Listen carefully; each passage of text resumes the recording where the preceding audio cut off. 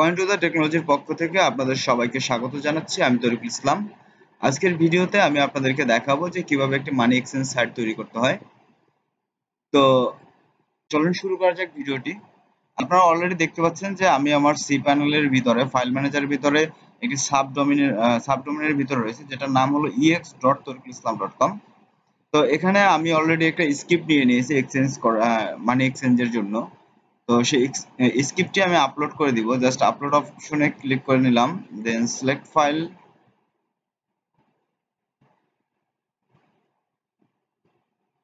Select file থেকে আমি আমার ফাইলটি সিলেক্ট করে দিলাম। আমার exe নামের ফাইলের ভিতরে আমি অলরেডি টোটাল ফোল্ডার মানে ফাইলগুলোকে জিপ করে আমি যে জিপ করে exe.zip নামের একটা ফাইল রেখে দিয়েছি।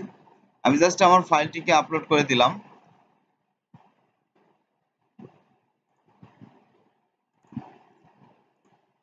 আপনারা দেখতে পাচ্ছেন যে আমার ফাইলটি 100% কমপ্লিট ভাবে আপলোড হয়ে গিয়েছে। তো আমি জাস্ট ট্যাবটি কেটে দিলাম এবং রিলোড করলাম। রিলোড করার পর দেখতে পাচ্ছেন যে আমার exe.zip নামের যে ফাইলটি রয়েছে সেই ফাইলটি এখানে চলে আসছে। তা আমি জাস্ট এই ফাইলটিকে এক্সট্রাক্ট করে নিলাম।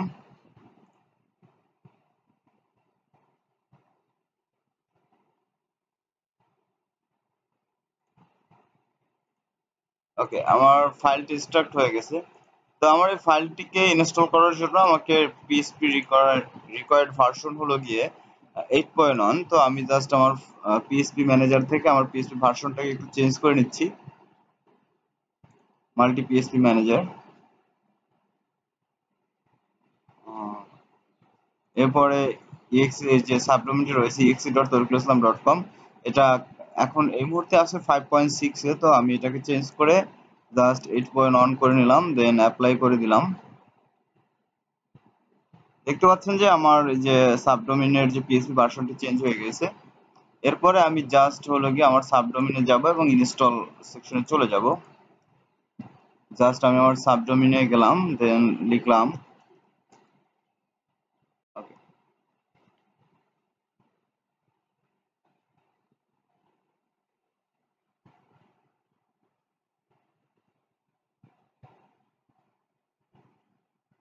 এখানে টার্মস এন্ড কন্ডিশনের ক্ষেত্রে আই এগ্রি টু নেক্সট। ওকে, এখানে দেখতে পাচ্ছেন যে আমার কিছু ফাইল ডিরেক্টরিকে পারমিশন গুলো দিয়ে দিতে হবে, যেটা আমাকে এখানে রেড সিগন্যাল দিয়ে দেখাচ্ছে। তো আমি জাস্ট আমার ফাইল ডিরেক্টরি গুলোর পারমিশন গুলো ঠিক করে দিচ্ছি।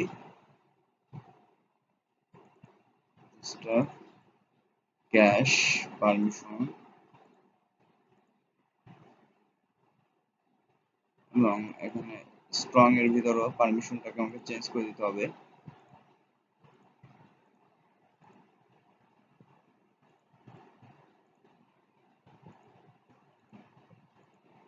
ওকে, এবার আমি রিচেকে ক্লিক করলাম। দেখতে পাচ্ছেন যে আমার রিকোয়ারমেন্ট গুলোকে পাস হয়ে গেছে।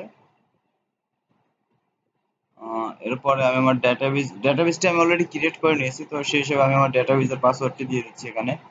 এই যে আমার ডেটাবেসের পাসওয়ার্ডটি, এখানে ডেটাবেস হোস্টের ক্ষেত্রে লোকাল হোস্ট এবং আমার ডেটাবেস থেকে এটা দিয়ে দিতে হবে। তো আমি জাস্ট মাইস্কুয়েল ডেটাবেসে চলে আসলাম। জাস্ট আমি এখান থেকে আমার ডেটাবেস নেমটি কপি করে নিলাম এবং আমার ইউজার নেমটিও একই।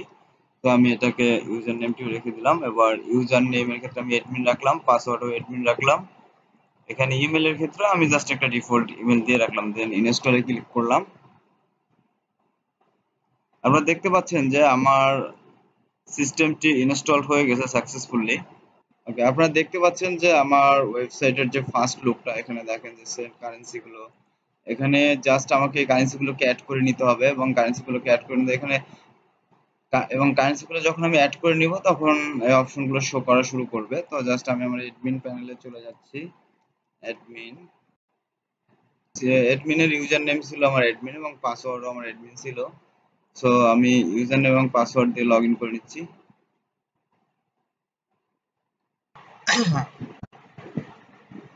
ওকে, আপনারা দেখতে পাচ্ছেন যে আমি অলরেডি ড্যাশবোর্ডে লগ ইন করে নিয়েছি। ড্যাশবোর্ডে লগ ইন করার পর আমাকে এখানে কারেন্সি ম্যানেজমেন্টে যেতে হবে। কারেন্সি ম্যানেজমেন্ট থেকে এখানে দেখেন আমি অলরেডি কিছু কারেন্সি বা কিছু গেটওয়ে অ্যাড করে রেখেছি। তার মধ্যে যেমন স্ট্রাইপের ক্ষেত্রে আমি এখানে ইউএসডি অ্যাড করেছি, এখানে বিটিসির ক্ষেত্রে বিটিসি অ্যাড করে নিয়েছি, পায়োনিয়ার অ্যাড করে নিয়েছি, স্কিল অ্যাড করে নিয়েছি এবং রকেট অ্যাড করে নিয়েছি। আপনারা চাইলে আপনাদের মতো করে এখান থেকে কারেন্সি গুলোকে অ্যাড করে নিতে পারবেন, মানে গেটওয়ে গুলোকে অ্যাড করে নিতে পারবেন যে কোন কারেন্সি বা কোন গেটওয়ে থেকে কিভাবে ট্রানজাকশন গুলো হবে, এই গেটওয়ে গুলো অ্যাড করে নিতে পারবেন। তো এখানে দেখতে পাচ্ছেন যে আমার এখানে কারেন্সি নেম দিতে হবে। জাস্ট আমি একটু এডিট করে দেখাচ্ছি, তাহলে আপনারা জিনিসটা ক্লিয়ারলি বুঝতে পারবেন। তো আমি জাস্ট এখানে দেখেন যে পায়োনিয়ারের ক্ষেত্রে, মানে আমি এখানে ভিসা কার্ডের ক্ষেত্রে দেখাচ্ছি। যেমন ভিসা কার্ড থেকে স্ট্রাইপের মাধ্যমে যদি পেমেন্ট গুলো নেওয়া হয়, সেক্ষেত্রে দেখেন এখানে আমি স্ট্রাইপ ইউএসডি লিখে রেখেছি। যেমন স্ট্রাইপ থেকে বা স্ট্রাইপের ভিসা কার্ড বা ভার্চুয়াল ভিসা কার্ড থেকে যদি কেউ পেমেন্ট অ্যাকসেপ্ট করতে চায়, সেক্ষেত্রে এখানে যে অপশনটি রয়েছে যেমন স্ট্রাইপ ভিসা কার্ড অপশনটি এখানে এখানে দেখেন ইউএসডি দেওয়া আছে, কোন ধরনের কারেন্সি সাপোর্ট করবে সেই কারেন্সিটা আপনি এখানে বসিয়ে দিলেন। দেন এখানে স্ট্রাইপ পেমেন্ট গেটওয়ে, আপনি যদি অটোমেটিক পেমেন্ট গেটওয়ে ইউজ করতে চান, সেক্ষেত্রে আপনি আমাদের এখানে যে পেমেন্ট গেটওয়ে গুলো রয়েছে, পেমেন্ট গুলোকে এনাবেল করে দেন আপনি এখানে সেট করে দিতে পারেন। অথবা আপনি যদি ম্যানুয়াল ইউজ করতে চান, আপনি জাস্ট এই ম্যানুয়াল অপশনটি ইউজ করতে পারেন। তো কার্ডের ক্ষেত্রে অবশ্যই আপনাকে অটোমেটিক পেমেন্ট গেটওয়ে গুলো ইউজ করতে হবে, বা পেপালের ক্ষেত্রে বা আদার্স যে পেমেন্ট গেটওয়ে গুলো আছে যেগুলো অটোমেটিক্যালি ইউজ করা যায়, আমাদের এখানে ইন্টিগ্রেশন করা আছে প্রায় 25টার মতো পেমেন্ট গেটওয়ে। আপনারা চাইলে এটাকে ইউজ করতে পারেন, অথবা ম্যানুয়াল সিলেক্ট করে দিয়ে আপনি ম্যানুয়াল ইনফরমেশন গুলো দিয়ে ফিল আপ করতে পারেন। সাপোজ এখানে ম্যানুয়াল সিলেক্ট করার পর দেখবেন এখানে একটা ইনস্ট্রাকশনের জন্য বক্স চলে আসবে, এবং এখানে ট্রানজাকশন প্রুফ বা আদার্স ইনফরমেশন গুলো চাবে। তো আমি যেহেতু অটোমেটিক রাখছি এখানে, যেমন স্ট্রাইপ পোস্ট, যেটা এখানে স্ট্রাইপ থেকে ইউএসডিটি বা ভিসা কার্ডের মাধ্যমে অটোমেটিক পেমেন্ট নেওয়া যায়, তো সেজন্য আমি এখানে স্ট্রাইপটাকে রেখে দিচ্ছি, যে স্টার পোস্ট রেখে দিলাম। দেন এখানে দেখতে পাচ্ছেন যে বাই রেটটা কত এবং সেল রেটটা কত, সেটা আপনি এখানে সেট করে নিতে পারবেন। এখানে আপনার কি পরিমাণ রিজার্ভে আছে কারেন্সি, সেটা আপনি সেট করে নিতে পারবেন। এরপরে দেখেন available for sale, available for buy, rate show এবং কত টাকা রেট এটা শো করবে। আপনারা এখানে দেখেন যে সেলের ক্ষেত্রে কিরকম চার্জ এবং লিমিট কেমন। আপনি দেখেন সেলের ক্ষেত্রে কত কত অ্যামাউন্ট থেকে কত অ্যামাউন্ট পর্যন্ত আপনি সর্বোচ্চ সেল করতে পারবেন, মিনিমাম এবং ম্যাক্সিমাম অ্যামাউন্ট, এখানে চার্জ কত টাকা হবে এবং পার্সেন্টেজ চার্জ কত হবে। একটা হলো ফিক্সড চার্জ, একটা হলো পার্সেন্টেজ চার্জ। ধরেন আপনি একটা ট্রানজাকশনের ক্ষেত্রে $1 চার্জ সেট করে রাখলেন, এবং $1 আপনি যদি দশ দশ $10 সেন্ড করেন, সেক্ষেত্রে আপনার $1 চার্জ করবে। আপনি যদি $100 সেন্ড করেন, $1 চার্জ করবে। যখন আপনি পার্সেন্টেজ চার্জ সেট করে দিবেন, তখন হলো কি আপনার পার্সেন্টেজ টাকার রেশিও অনুসারে পার্সেন্টেজ চার্জটাকে আসবে। সাপোজ ধরেন যে $100 সেন্ড করলো, তাহলে 2% চার্জ বা 3% চার্জ আপনি অ্যাড করে রাখলেন, 3% হিসেবে চার্জ হবে। এবং এখানে জাস্ট বাই এর ক্ষেত্রে ঠিক একই সিস্টেমে আপনি এখানে কত ডলার মিনিমাম বাই করতে পারবেন এবং কত ডলার ম্যাক্সিমাম বাই করতে পারবেন। তো এই বিষয়গুলো আপনি এখানে সেট করে নিতে পারবেন, এবং এখানেও চার্জগুলো আলাদা আলাদা ভাবে আপনি সেট করে নিতে পারবেন। তো এখানে সেন্ডিং ফর্ম, আপনি চাইলে এখানে একটা সেন্ডিং ফর্মের ক্ষেত্রে একটা ফর্ম ক্রিয়েট করে নিতে পারেন। তো দ্যাটস ইট। আশা করি আপনারা কারেন্সি ম্যানেজমেন্ট সিস্টেমটা বুঝতে পারছেন। তো কারেন্সি ম্যানেজমেন্টটা যেহেতু বুঝতে পারছেন, আমি জাস্ট এখানে বাকি অনেক রয়েছে, পেমেন্ট গেটওয়ে অপশনটি রয়েছে। আমি এর আগে বলে নিয়েছি যে অটোমেটিক পেমেন্ট গেটওয়ে গুলো ইউজ করার জন্য আপনাকে পেমেন্ট গেটওয়ের এপিআই গুলোকে ইন্টিগ্রেশন করে নিতে হবে। জাস্ট এখানে আমাদের পেমেন্ট গেটওয়ে গুলো ইন্টিগ্রেশন করা আছে, আপনি আপনার এপিআই কোড গুলোকে বসিয়ে নেবেন। সাপোজ ধরেন যে আমি এখানে স্ট্রাইপের ক্ষেত্রে বা কয়েন, এখানে ব্লক চেইনের ক্ষেত্রে দেখাচ্ছি। ব্লক চেইনের ক্ষেত্রে আপনারা এখানে দেখতে পাচ্ছেন যে ব্লক চেইনের ক্ষেত্রে বিটিসি যে কারেন্সিটা আছে, বিটিসি অ্যাড করা আছে, এবং বিটিসির এখানে কিরকম লিমিটেশন বা চার্জ, এগুলো আপনারা দেখলে বুঝতে পারবেন যে আসলে কিভাবে কত চার্জ বা কিভাবে কি আপনি সেট করবেন, আপনি আপনার ইচ্ছা মতো করে সেট করে নিতে পারেন। তো এখানে এপিআই এর ক্ষেত্রে দেখেন যে আপনার যে ব্লকচেনের যে এপিআইটি আছে, আপনি আপনার অ্যাকাউন্টের এপিআইটি বসিয়ে নেবেন। আহ, এখানে রয়েছে যেমন ধরেন অথরাইজ ডট নেট, ব্লকচেন আছে, ক্যাশমেল আছে, কয়েন বেস কমার্স আছে, কয়েন গার্স, এরকম প্রায় 25টার মতো পেমেন্ট গেটওয়ে এখানে আছে, যেমন স্কিল, স্ট্রাইপ হোস্ট, এগুলো রয়েছে। যেমন প্রত্যেকটা কতগুলো করে কারেন্সি সেট সাপোর্ট করে সেগুলো এখানে দেখানো হচ্ছে। ওকে, দেন এখানে এক্সচেঞ্জের যে ইনফরমেশন গুলো রয়েছে, এক্সচেঞ্জের ইনফরমেশন গুলো আমি একটু ইউজার ড্যাশবোর্ড থেকে বিষয়গুলো দেখানোর চেষ্টা করতেছি। এবার আমি একটু ইউজার ড্যাশবোর্ডে চলে যাই। আপনারা দেখতে পাচ্ছেন যে আমি এই যে ফ্রন্ট পেজে আছি। আমি অলরেডি একটা ইউজার ক্রিয়েট করে লগ ইন করে রাখছি, যাতে আমার ভিডিওটা অনেক বড় না হয়ে যায় এই জন্য। তো এখানে দেখতে পাচ্ছেন যে আমরা যখন লগ ইন পেজে আছি, দেখেন অলরেডি একটা ট্রানজাকশন আমি টেস্ট হিসেবে করে নিয়েছি। তো এখানে দেখেন কারেন্সি রেট গুলো শো করতেছে, এক্সচেঞ্জ রেট নাও, যেমন আজকের কিরকম রেট আছে, যেমন এখানে কোনটা কতটুকু পরিমাণ রিজার্ভ আছে সেই জিনিসগুলো, রিজার্ভ ইনফরমেশনগুলো শো করতেছে। এখানে এফিলিয়েশনের একটা বিষয় আছে, আমি পরবর্তীতে এটাও দেখাবো আপনাদেরকে। তো তার আগে আমি এখানে একটা ট্রানজাকশন করে আপনাদেরকে দেখাচ্ছি। সাপোজ ধরেন আমি এখান থেকে পেমেন্টটা সেন্ড করতে চাচ্ছি।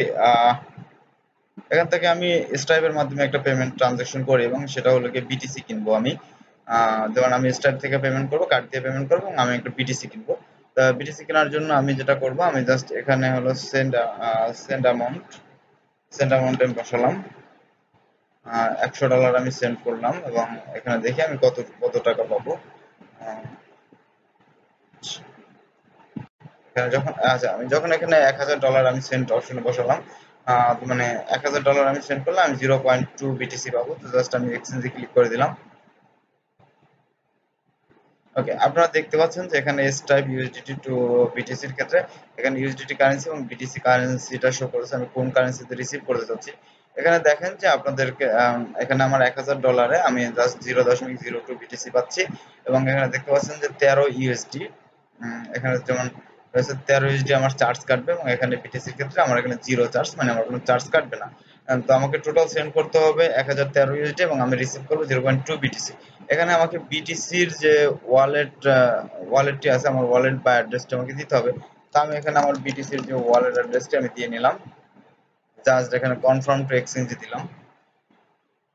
ওকে, আপনারা দেখতে পাচ্ছেন যে এখানে আমি পেমেন্ট গেটওয়ে কনফার্মেশনের ক্ষেত্রে জাস্ট এখানে আপনাকে একটা স্ট্রাইপের যে কার্ড, আপনি আপনার কার্ডটা ইউজ করবেন। জাস্ট আমি এখানে টেস্ট হিসেবে একটা কার্ড, যেমন স্ট্রাইপের যে টেস্ট কার্ড আছে বা টেস্ট এপিআই আছে, সেই হিসেবে আমি যে কার্ডটা ইউজ করা আমি ওটা দিয়ে আপনাদেরকে দেখাচ্ছি। তো আমি এখানে কার্ড নেম টেস্ট রাখলাম, দেন আমি এখানে কার্ড নাম্বার দিলাম 42424224। ওকে, আপনারা জানেন যে এটা হলো কি স্ট্রাইপের ভিসা কার্ডের একটা টেস্টিং এর জন্য এই ভিসা কার্ড নাম্বারটি দেওয়া হয় এবং এক্সপায়ারেশন ডেট, আমি একটা এক্সপায়ারেশন ডেট দিয়ে নিলাম। দেন সিসিভি কোডের ক্ষেত্রে 123 থাকে এটাকে। দেন আমি সাবমিটে ক্লিক করলাম।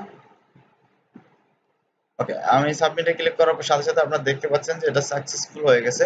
দেন আপনারা দেখতে পাচ্ছেন যে আমি ভিসা কার্ড থেকে বিটিসি কিনলাম, তো সেক্ষেত্রে আমার এখানে স্ট্যাটাসটা পেন্ডিং দেখাচ্ছে। ওকে, জাস্ট রেজিস্ট্রেশনটা যেহেতু পেন্ডিং দেখাচ্ছে, আমার এই যে ইনফরমেশন গুলো আপনি দেখতে পাচ্ছেন যে আমার এই যে ওয়ালেট অ্যাড্রেস এবং এটা এখন পেন্ডিং। তো আমি জাস্ট আমার অ্যাডমিন প্যানেলে চলে যাই। অ্যাডমিন প্যানেলে চলে আসলে দেখেন এখানে এক্সচেঞ্জ অপশনে আমি চলে আসলাম। পেন্ডিং এক্সচেঞ্জ আসার পরে আমরা দেখতে পাচ্ছি যে এখানে একজন ইউজার সে আসলে এখান থেকে $1000 পেড করেছে, সে 0.02 বিটিসি কেনার জন্য। তো আমি জাস্ট ডিটেইলে চলে আসব। ডিটেইলে চলে আসার পরে আমরা দেখতে পাচ্ছি যে অ্যাপ্রুভ এক্সচেঞ্জ আর ক্যান্সেল এক্সচেঞ্জ আর রিফান্ড এক্সচেঞ্জ, এখানে এই বিষয়গুলো আমি দেখতে পাচ্ছি। যেখানে আপনি যেটা করেছেন, আপনি যেহেতু বিটিসি সেল করতেছেন, ঠিক আছে, আপনার রেট হিসাবে আপনি এখানে দেখেন বাই রেট কত আসছে, যেমন অন জিরো 109 টাকা বিটিতে আছে। এখানে কাস্টম ওয়ালেটের ক্ষেত্রে, এখানে কাস্টমার ওয়ালেটের ক্ষেত্রে আপনার এই যে ওয়ালেট অ্যাড্রেসটি রয়েছে, ঠিক আছে, আপনি জাস্ট এই ওয়ালেট অ্যাড্রেসটি কপি করে নিয়ে আপনার একটা সেন্ড করে দিয়ে দেন অ্যাপ্রুভ করে দিলেন এবং আপনার যে ট্রানজাকশন আইডিটা, আপনি এখানে ট্রানজাকশন আইডিটা সাবমিট করে দিলেন। ওকে, ট্রানজাকশন আইডিটা যখন সাবমিট করা হয়ে গেল, আপনারা এখন দেখেন আমি এই পেজটাকে রিলোড দিচ্ছি, আমার এটা কিন্তু এখন সাকসেসফুল হয়ে গেছে। দেখেন এখানে 6 সেকেন্ড আগে এটাকে অ্যাপ্রুভ হচ্ছে। আমি এখানে হোম পেজে আসলে দেখতে পাবো যে ইনফরমেশন গুলো এখানে দেখেন যে এই যে 2 মিনিট আগে ট্রানজাকশনটি হয়ে গেছে, মানে এখন কমপ্লিটলি হয়ে গেছে। দেখতে পাচ্ছেন। তো এখানে আপনারা চাইলে আপনাদের ইচ্ছা মতো যত কারেন্সি দরকার, এক্সচেঞ্জের সাইডে যত কারেন্সি দরকার হয় আপনারা এটাকে অ্যাড করে নিতে পারবেন। তো এখানে আরেকটা বিষয় আছে আমাদেরকে, এখানে উইথড্রল সিস্টেমটা রয়েছে। যেমন কোনো কিছু টাকা উত্তোলন করার জন্য ইউজার যদি কোনো টাকা উত্তোলন করছে, তার অ্যাকাউন্টে টাকা আছে, সে টাকাটা সে উত্তোলন করে নিতে যাচ্ছে, তো সেখানে যে উইথড্রল মানি অপশন থেকে সে চাইলে তার টাকাটা উত্তোলন করে নিতে পারবে। এখানে উইথড্রল গেটওয়ে গুলো আছে, যেমন যে গেটওয়ে গুলো সেট করে তারা তাদের টাকাটা উত্তোলন করেও নিতে পারবে, সে সিস্টেম এখানে রয়েছে এক্সচেঞ্জ সিস্টেমের ভেতরে। তো এছাড়াও আমি একটু এখানে দেখাতে চাচ্ছি, যেমন এখানে একটা বিষয় হলো রেফারেল সেটিংস। যেমন ম্যাক্সিমাম আসলে এক্সচেঞ্জের সাইটগুলোতে যে রেফারেল সেটিংস বা এমএলএম সিস্টেমগুলো থাকে না। তো আমাদের এই সিস্টেমটাতে আপনি পাচ্ছেন যে রেফারেল বা এক্সচেঞ্জিং সিস্টেমগুলোতে পাচ্ছেন রেফারেল সেটিং, মানে রেফারেল করতে পারছেন এবং রেফারেল করলে লেভেল কমিশন বেস আপনারা আহ, টাকা পাবেন। তো সেই হিসাবে আমি জাস্ট এখানে দেখাচ্ছি যে 5 লেভেলে 5টা লেভেল তৈরি করবো এবং 5 লেভেলে যে আমি কাউকে স্পন্সর করলে, সে যদি কাউকে স্পন্সর করে সেই হিসাবে একটা এমএলএম কমিশন পাবো। সেই হিসাবে আমি দেখাচ্ছি, যেমন ধরেন এখানে আমি ফার্স্ট লেভেলে দিলাম 5%, সেকেন্ড লেভেলে দিলাম 4%, থার্ড লেভেলে 3% এবং ফোর্থ লেভেলেও দিলাম 3%, ফিফথ লেভেলে দিলাম আমি 2%। ওকে, জাস্ট আমি লেভেল কমিশনটা সেট করে নিলাম। লেভেল কমিশনটা সেট করার পরে আমি জাস্ট ইউজার ড্যাশবোর্ডে চলে আসলাম।